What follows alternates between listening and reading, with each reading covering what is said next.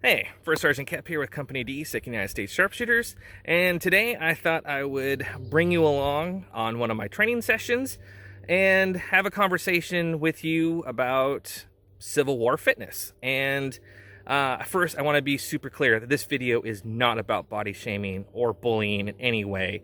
Reenacting is a wonderful, inclusive hobby full of wonderful people that support each other to have a good time, and there are time periods and impressions and experiences for all ages and abilities that you can think of. That's not what this video is about. And this video is also not medical advice. I am not a medical professional, nor am I any sort of personal trainer. We just want to have a conversation today while I'm getting some fresh air and getting some exercise about the things that you might want to consider, and I can share with you what I do so I can prepare myself to have the most fun at an event.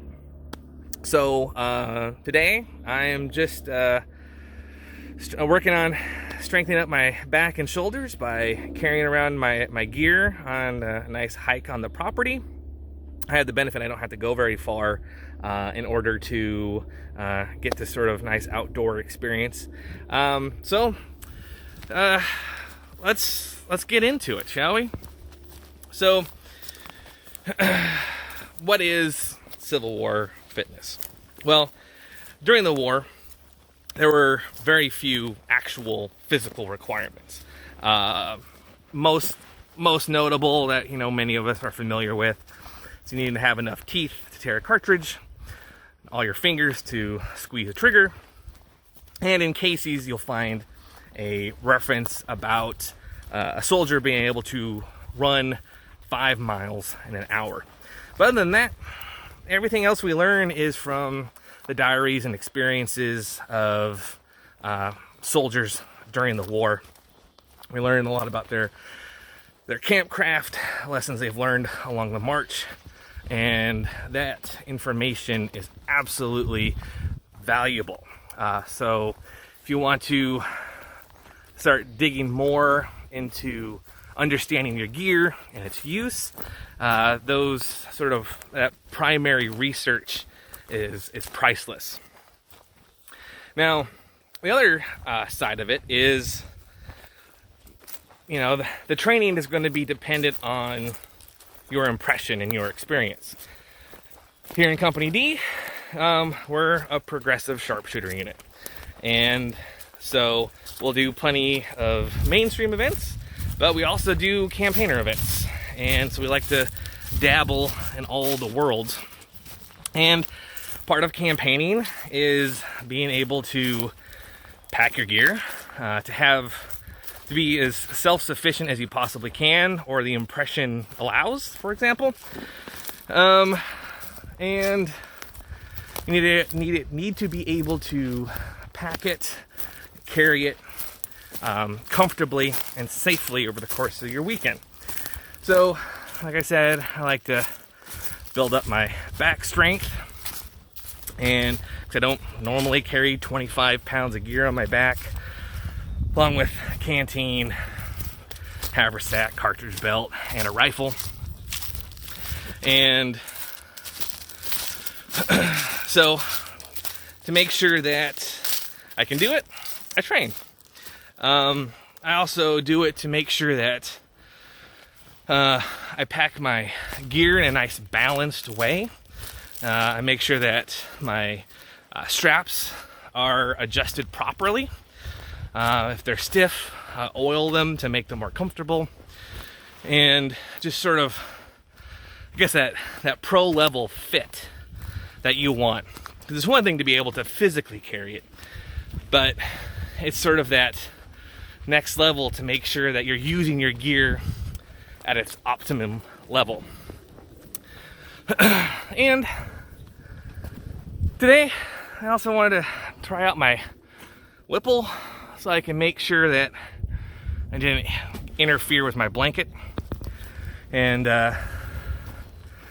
you might be wondering, like, what's with the hat, First Sergeant? We didn't know you were a Reb. I was like, I'm not a Reb. The Whipple was part of Berdan's uniform ideas And a lot of the first U.S. got them, and then since the second U.S. got supplied last, and sometimes with leftovers, fewer second U.S. Wore the Whipple. But one of the biggest reasons sharpshooters ditch the Whipple is it's gray. You don't want to be a sharpshooter out in front of the line getting friendly fire because you have a gray hat on. But we do know that Leonard Small from Company D, he wore one, and you almost never see these worn by sharpshooters. So we wanted to add a little bit more historical diversity to our uniform choices. So what's some more stuff that we're learning on our hike today?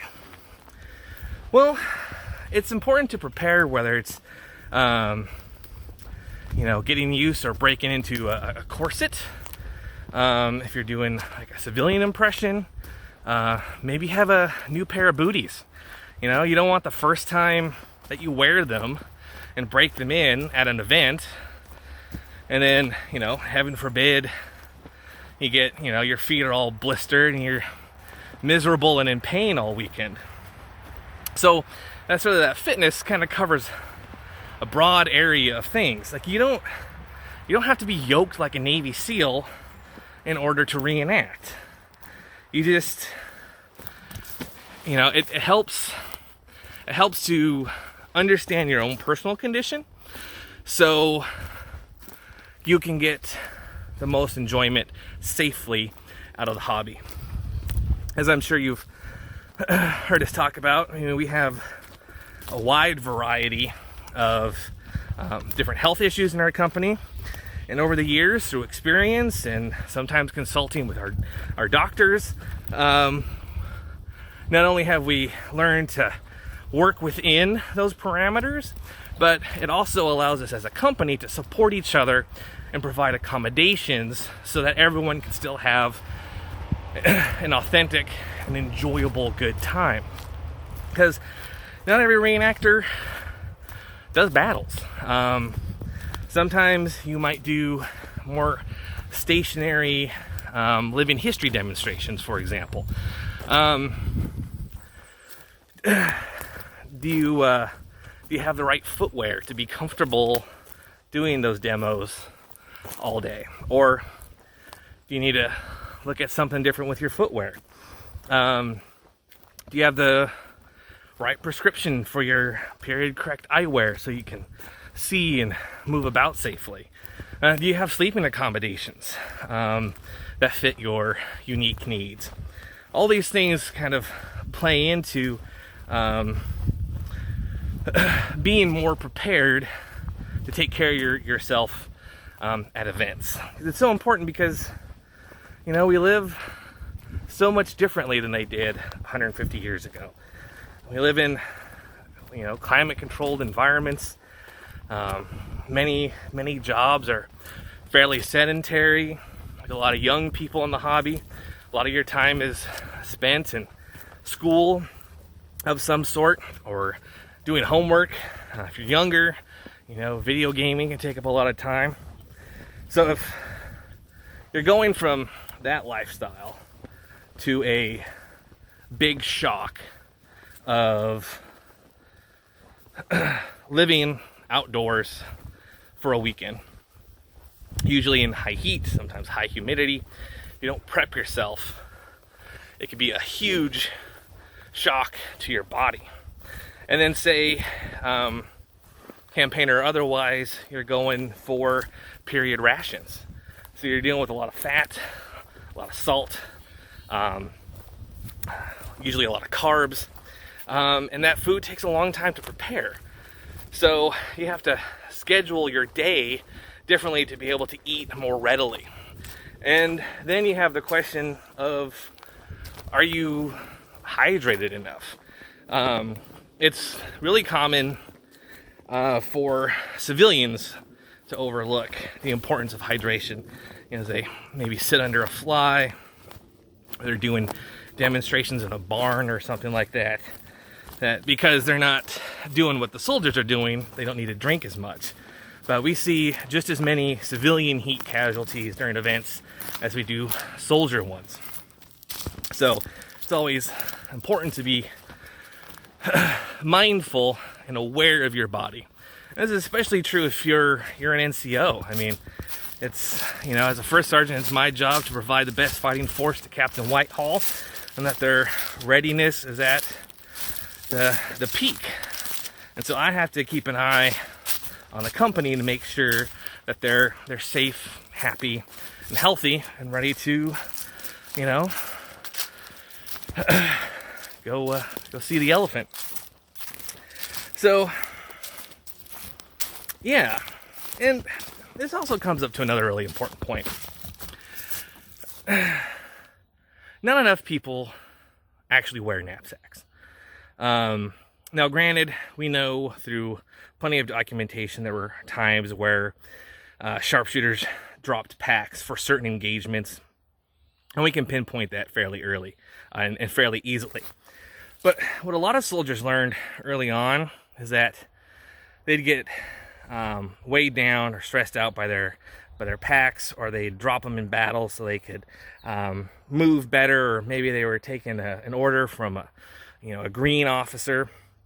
They didn't get their gear back. At the end of the day, maybe it got super cold. They didn't have a blanket. Maybe their clothing was damaged, or they were wet and they didn't have a dry pair of socks. So after those early experiences in the war, soldiers in general they put more effort in making sure they kept their kit with them at all times, because they didn't have a lot of gear, but what they did have was really important to their comfort and sometimes even their survival. So, and we also know with sharpshooters, as the war progresses, you see them talking about their knapsacks more and more often. Whether it's just because they were using it as a pillow, sometimes they were struck by a cannonball and it took off their mess kit off the back, or maybe they got grabbed by an enemy and they had to cut themselves out of their knapsack to escape. We know they were wearing this gear, but you see the knapsack so underrepresented in the hobby. Now, say you have health and physical limitations. It's like, oh, well, for a sergeant, I can't handle that strain.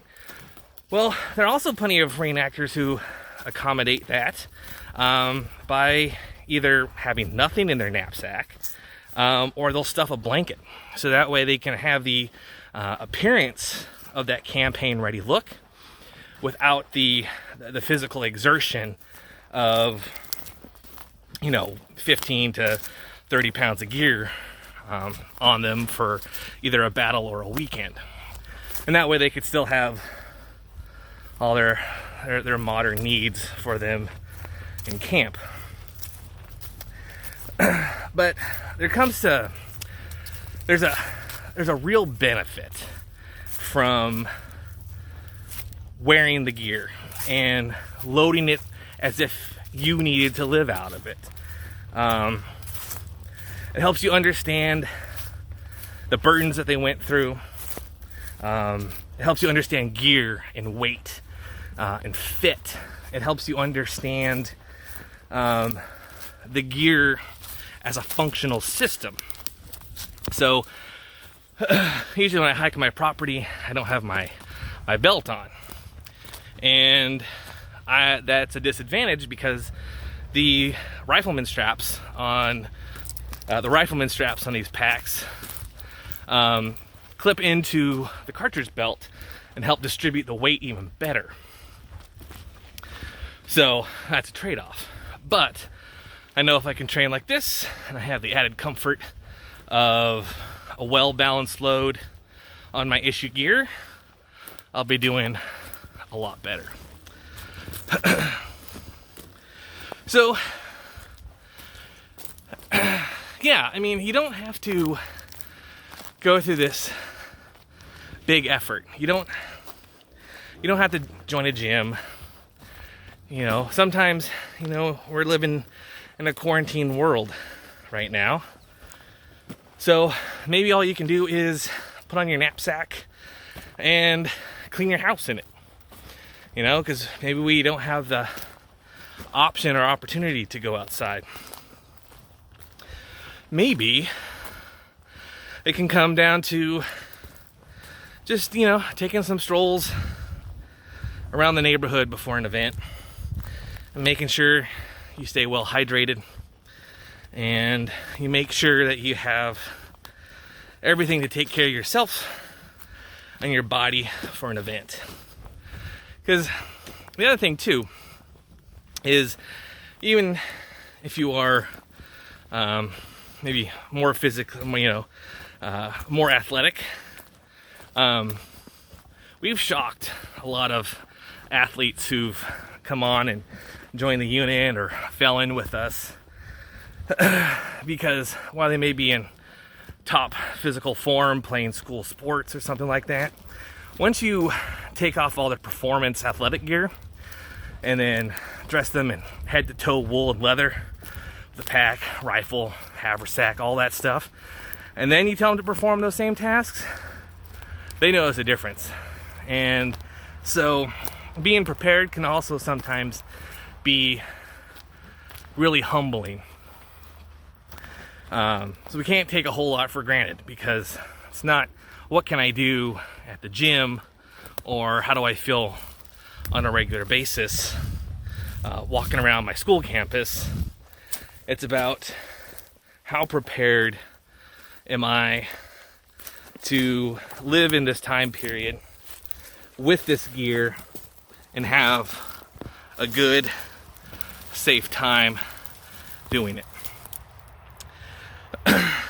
So, yeah, I hope this video has been helpful and informative. I hope for you NCOs out there, it gives you a nice topic to address with your unit, and especially new recruits. We have a lot of seasoned reenactors out there, and if you have useful lessons that you would like to share, please let us know down in the comments. Or maybe there's a hard lesson that you picked up along the way.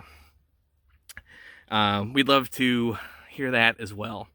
So yeah, stay well, stay healthy, and we'll see you next time.